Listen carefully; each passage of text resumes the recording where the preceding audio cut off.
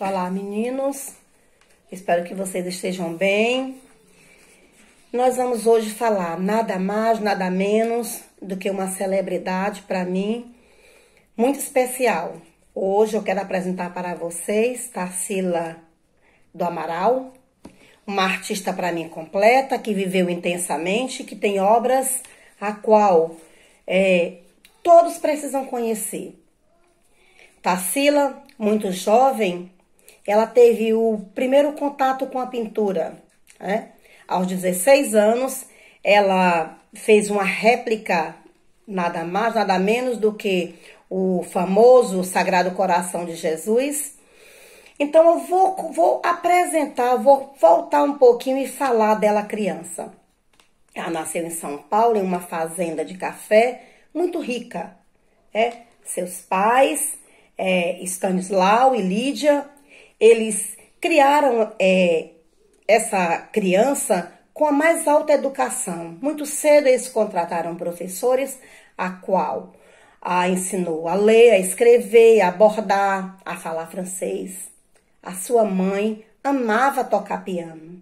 O seu pai a recitar poesias francesas. Ele tinha um gosto tão requintado que a biblioteca que ele montou, gente, a maioria dos livros falava da cultura francesa. Esse homem trouxe essa cultura para dentro de casa. Aonde? As refeições, a decoração, a bebida, né, os vinhos, o modo de vestir, perfume, tudo retratava essa cultura a qual o pai era muito apaixonado. E eles tinham condição de financiar esse bom gosto. A fazenda a qual ela foi criada era uma rica fazenda de café. Mas chegou um momento que o pai pensou que ela precisava ter mais cultura, né? O aprendizado dela ali já tinha parado e ele enviou essa jovem para Barcelona, a qual Tarsila veio a concluir os estudos. Aonde eu falei para vocês? Nessa época que ela tomou gosto e ela veio aos 16 anos a pintar o belíssimo quadro, né, consagrado, o famoso quadro O Coração de Jesus.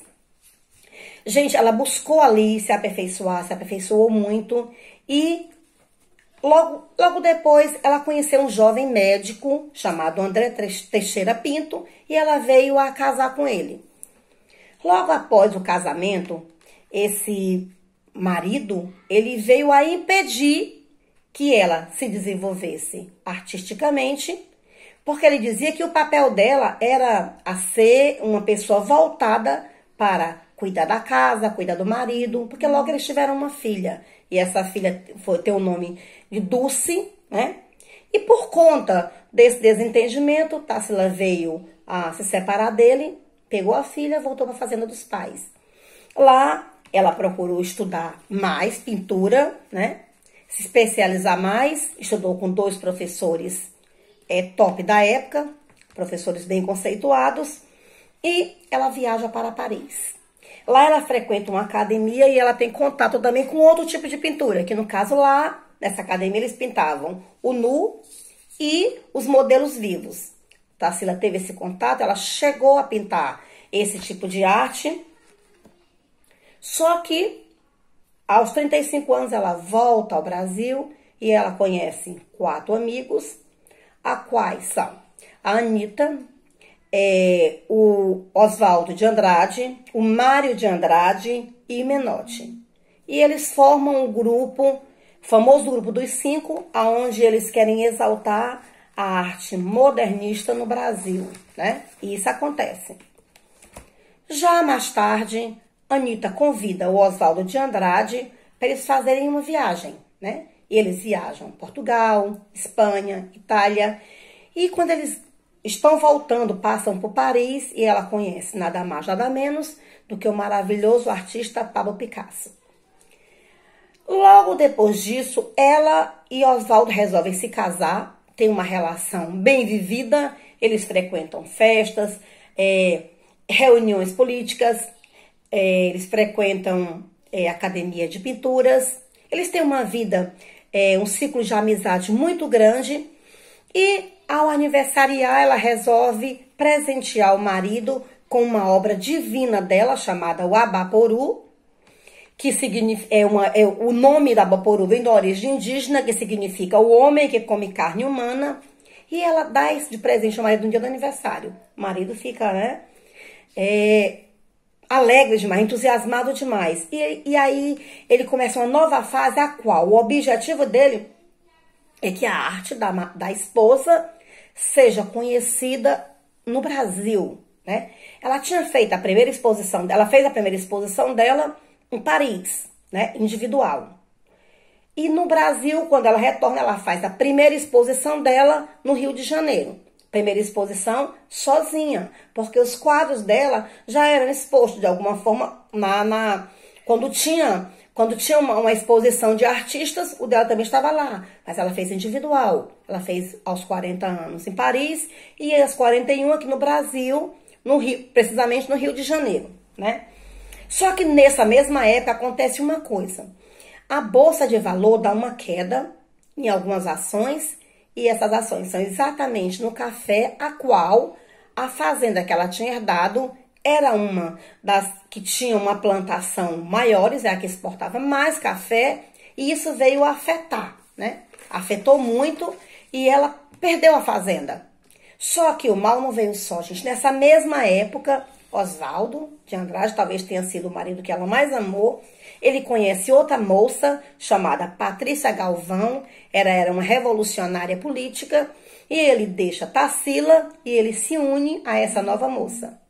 Tarsila ficou abaladíssima, né? Ela perdeu duas coisas ao mesmo tempo, o marido e a fazenda. Ela começa a fazer uma terapia e ela conhece um psiquiatra. Esse psiquiatra, ele chama-se Oswaldo César, que vem a ser o terceiro marido de Tarsila do Amaral, né? E Tarsila resolve fazer uma viagem, ela vende alguns quadros e viaja para a União Soviética. Só que lá a vida não foi muito fácil, ela sem dinheiro, ela trabalhou como operária em fábricas, ela teve que fazer algumas pinturas de parede, de porta, né, para conseguir dinheiro. E ela consegue dinheiro e ela vem voltando. E quando ela chega no Brasil, ela tem uma reunião política. Como ela tinha chegado à União Soviética, foi denunciado isso, né, para a cúpula da polícia. E ela foi investigada, acusada de subversão, que ela estava agindo contra o país a qual ela tinha voltado, né? Isso tudo foi resolvido e, novamente, ela pintou o quadro operário, foi pintado nessa época, quando ela chegou, as dificuldades que ela passou, e ela conhece outra pessoa. Ela conhece um escritor, o nome desse escritor é Luiz Martins, ele tem 20 anos, ele é 20 anos mais novo do que ela. Nessa época, a Tarsila tinha 47 anos, ele tinha 27. Ela deixa o terceiro marido, o psiquiatra Oswaldo César, e ela se casa com o escritor Luiz Martins. Ela viveu muito tempo com ele. Só que chegou um momento da vida dela, ela já estava com 79 anos, que ela se separou dele, e ela disse, agora eu não vou viver sozinha, vou tentar aqui viver a minha velhice sossegada. Aí ela começa a sentir uma dor na coluna. E com essa dor na coluna, ela vai ao médico e ela é submetida a uma cirurgia. Só que a cirurgia não deu certo. Houve um erro médico e Tarsila veio a ficar paralítica. Ela viveu os últimos anos da vida dela em uma cadeira de roda. Mas ainda aconteceu no ano seguinte que a sua filha Dulce veio a falecer. Ela teve uma crise de diabetes, né? Os recursos não tão grandes e foi muito forte e ela veio a falecer. Tarsila ficou muito triste. E nessa tristeza foi quando ela teve contato com o espiritismo. Lá ela conheceu o Chico Xavier, a qual ele era o mentor do espiritismo, né?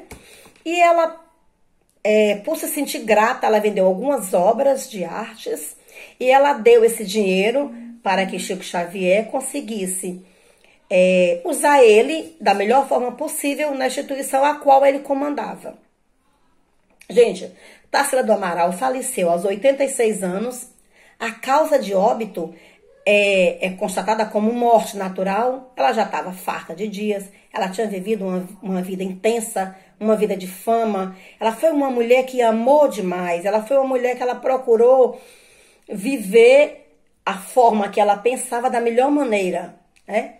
Tarsila, ela ficou conhecida como a artista símbolo do modernismo brasileiro. E em destaque, eu vi nas obras dela, tem três que sempre se posicionavam em destaque, que em 1924 ela pintou o Morro da Favela, em 1928 ela pintou o Abaporu e em 1933 ela pintou Operários.